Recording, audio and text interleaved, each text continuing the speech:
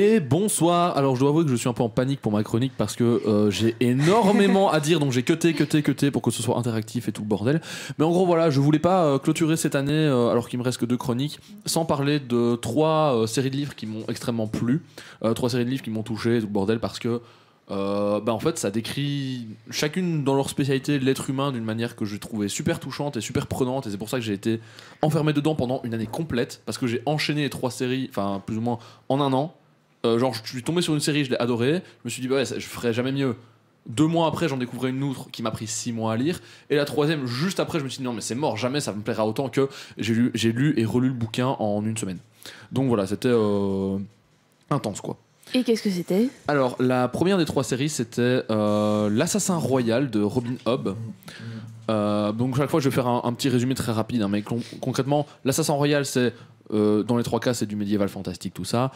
Un gamin qui naît, on se rend compte que c'est le bâtard de la famille royale, et son grand-père se dit bon, on va pas laisser un bâtard en liberté parce que c'est un peu trop dangereux politiquement parlant. Ce serait un peu bâtard. Ce serait un peu bâtard de sa part. Du coup, je vais le ramener dans mon château et je vais en faire un assassin. Voilà. Et à partir de ce moment-là, la vie du gamin, ce sera merde sur merde sur merde. Et quand t'es un lecteur, au bout d'un moment, tu te dis un peu bon. D'accord, on a compris, ta vie c'est de la merde, tu passes par beaucoup de moments durs, etc. Mais arrête de te plaindre parce que c'est super lourd quand t'es un lecteur, le gars qui passe sa vie à se plaindre et tout. Et puis, quand un autre personnage lui dit arrête, je te vois Kenza en train de te dire mais Léo, tu fais ça tout le temps de ta vie.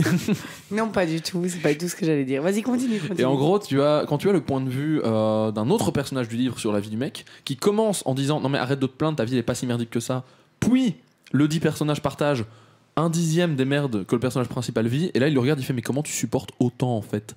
Et c'est con mais ça m'avait beaucoup touché parce que t'as vraiment ce côté très les gens passent beaucoup de temps à rester sur eux-mêmes. Ouais c'est ça. Okay. C'est pas un jeu vidéo aussi en plus non, Assassin's Creed c'est encore autre chose. Ah, voilà, ça. Bien essayé, c'est réel. C'est un côté humain qui m'a beaucoup touché. C'est mon assassin se plaint 3, tu connais pas? Il se plaint, dès qu'il se plaint il y a quelqu'un qui meurt. C'est exactement ça. Mais du coup voilà, juste c'était très c'était touchant dans la négativité de se dire, tu te rends compte quand les gens partagent, quand ils osent aller vers l'autre et un peu exprimer pourquoi ils sont aussi mal en eux. Alors bon, j'espère que les gens vivront jamais une vie aussi merdique que ce type là, que je ne veux pas spoiler parce que c'est très intéressant à lire, mais tu te rends compte que c'est important de partager, que les autres comprennent un peu par quoi tu passes et qui vont essayer de t'aider parce qu'il faut oser s'ouvrir aux autres, etc. Et je trouve que l'auteur, qui est une femme, mais j'arrive pas à mettre un E dans auteur en parlant, c'est compliqué, l'écrivaine voilà, ouais, a vraiment très bien réussi à retransmettre ça parmi d'autres expressions, émotions humaines, notamment la question de l'amour qui est pas forcément toujours sensuel. Oui, mais tu vois, il y a ce côté romantique, sexy. Merci, voilà. T'es pas obligé d'être amoureux romantique quand tu es amoureux de quelqu'un. Ouais. Et il y a cette question-là qui est beaucoup aussi exprimée dans le livre, et c'est super touchant à lire, donc je vous le conseille très fortement. C'est cool, parce qu'il y a typiquement un livre où il se sépare de l'amour, etc. et la meuf se plaint H24, et du coup c'est hyper chiant. Mais juste, t'as envie de lui foutre 3 claques et de dire écoute, tais-toi et prends un peu ce que la vie te donne. C'est les bruits et des elle claques. se prend quand même des claques parce que c'est 50 nuances degrés. C'est vrai que c'est un délire ce truc, mais je ne suis pas sûre, c'est réel, que ça ait explosé pour le pouvoir littéraire. Mais peut-être juste parce que ça a excité un max de gens en chien. Moi je comprends pas franchement cette plume. Et du coup tu vas nous présenter 50 nuances degrés 2. Alors oui. Vas-y. Non, malheureusement j'ai un petit peu des meilleurs goûts littéraires, mais légèrement. Vas-y on t'écoute. Et alors la deuxième série de livres dont je voulais parler, c'est les Annales du Disque Monde. Alors je sais qu'il y a Annales dans le nom, mais ça n'a rien de sexuel. C'est les Annales du Disque Monde de Terry Pratchett. C'est la suite de 50 nuances degrés. Et vu de l'autre côté, on n'a pas le droit de dire ça. C'est l'œuvre principale du monsieur qui a quand même écrit 41 bouquins en l'espace de un peu moins de 30 ans. Un peu moins de 30 ans. Donc quand même vénère quoi. Le monsieur il s'est sorti les doigts, on peut le dire. Pas grand chose d'autre. Et il en a écrit d'autres entre temps. Alors ça c'est juste sa série principale. De temps en temps il se lâchait sur un autre truc. Donc assez vénère. Et à la base c'est juste un monsieur qui adorait lire, qui a dévoré de l'heroic fantasy comme moi quand j'étais gosse, et qui un jour s'est dit mais ça manque un peu d'humour. Et le truc c'est qu'à la base il est juste parti sur une petite parodie d'heroic fantasy là comme ça tranquillou, et il a passé son temps à écrire et encore écrire. Il disait il y a des fois pendant 2 mois j'écrivais 3 pages, et puis d'un coup le soir même j'écrivais un demi-bouquin parce que juste l'inspiration me venait. Et c'est impressionnant à quel point il s'est juste dit je pars d'une parodie d'un genre avec des magiciens et tout le bordel. Et en fait, je vais juste continuer à prendre des trucs qui sont absurdes dans notre monde et à les remettre en encore plus absurdes dans un monde fantastique. Et vous avez sans doute entendu parler au moins de la base, c'est le monde dans lequel ça se déroule, c'est un disque au lieu d'être une sphère qui est posé sur 4 éléphants qui eux-mêmes sont posés sur une tortue géante. Non, okay. Moi, c'est le truc le plus connu. Non, mais ça, c'est vrai, non? Oui, le monde ressemble effectivement à ça, mais bon, on nous ment. Nous sommes en vinyle. Et les 2 trucs qui m'ont le plus impressionné, c'est... être ou ne pas être, là est la question. là comme ça... Pardon, il n'y a pas de souci. Continue les éléphants. Juste là comme ça, donnez-moi un thème, une base d'histoire qui vous viendrait en tête comme ça, un truc dont vous pourriez... Barbie réponse. Alors il a écrit un truc sur les princesses genre Disney, etc. Il a fait une parodie là-dessus. Là, vous deux, comme ça, Coco, Cyril, un thème qui vous viendra en tête, une idée sur le courage. Quasiment la moitié de ses bouquins c'est là-dessus globalement. Sur un mec qui est un peu rejeté par sa famille et du coup il devient un assassin parce que voilà. Eh bien c'est aussi le thème d'un de ses livres.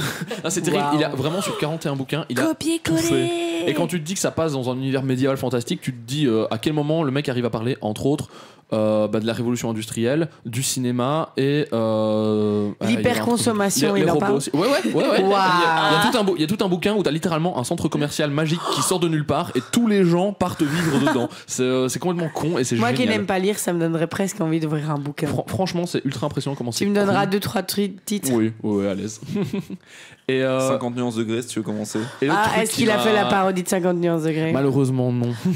On lui donne, s'il nous écoute aujourd'hui, fais-la nous. Alors c'est un petit peu compliqué parce que s'il nous écoute c'est depuis l'au-delà. Mais oui non malheureusement un peu compliqué. Mais justement en parlant de l'au-delà, il y a un truc qui m'a beaucoup touché dans ces livres, c'est les personnages principaux, ils sont tous calqués un peu sur leur même principe, c'est ils font le bien mais un peu malgré eux. C'est-à-dire qu'ils sont dans un mood tous... C'est des bigus. Ouais, c'est des bigus. Ils sont tous dans un mood, ce serait beaucoup plus facile pour moi de faire le mal, mais y a pas...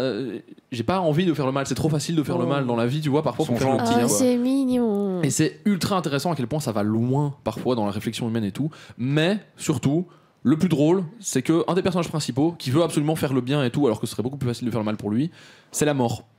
C'est la grande faucheuse et tout le bordel. T'as des bouquins où c'est le personnage principal et il vit sa vie, etc. Il regarde les humains, il fait mais pourquoi il se bourre la gueule, c'est con. Ça fait un peu Death Note comme ça où il y a la mort et elle est en mode mais pourquoi tu fais ça? Pourquoi tu fais ça? Là c'est encore vraiment en plus vénère et je vais pas spoiler, je vais pas commencer à partir. Je pourrais en parler pendant des heures, mais voilà, juste parce que le type a osé partir dans des délires complètement fumés et c'est bien meilleur que la moitié des trucs que j'ai pu lire dans ma vie en étant 3 fois moins travaillé, c'est impressionnant. Donc franchement, je vous conseille Les Annales du Disque Monde de Terry Pratchett. C'est pas assez connu à mon grand regret, mais ça mérite vraiment de l'être beaucoup plus. Au passage, le type a jeté une petite crotte de nez un jour dans sa vie à J.K. Rowling, qui avait dit en interview ouais non mais je m'étais pas rendu compte que j'écrivais des romans fantastiques quand j'écrivais. Et lui il est arrivé en interview, il a fait meuf tu parles de dragons, de magiciens et de centaures, à quel moment tu pensais pas faire de la fantasy? Voilà. Mais ça c'est du roman, du récit de vie, non? Ouais, tous les jours moi dans ma vie je vais affronter 3 dragons le matin. Mon dragon il m'attend devant ma chambre. Moi je vais à Poudlard bientôt. Oh oui, je suis contente que tu aies eu ta lettre, ouais, de ouf. Ouais, c'est ce que j'étais en train de chercher à la boîte aux lettres tout à l'heure avec les clés. Ouais. Mais j'espère que le Magicote sera reconduit en tout cas cette année. Du coup voilà, et alors je voulais enfin finir par parler de mon bouquin préféré que j'ai lu littéralement juste après les Terry Pratchett et ça m'a fumé de me dire que j'arriverais à trouver un truc que je préférais et voilà.